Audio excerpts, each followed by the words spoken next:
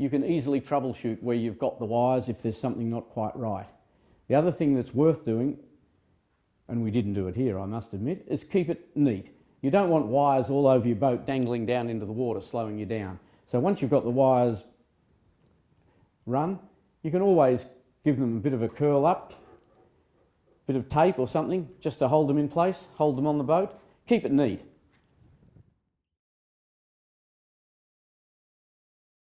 We do require an on-off switch between the motor and the solar panel.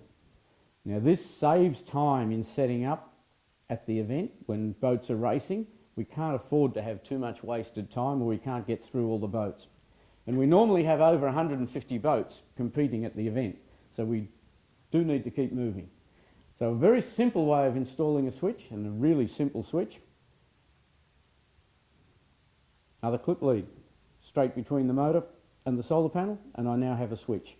This switch could have wires connected directly in it, and they're screw terminals, so you don't need to solder, you don't need to do any crimping. Keeps it simple.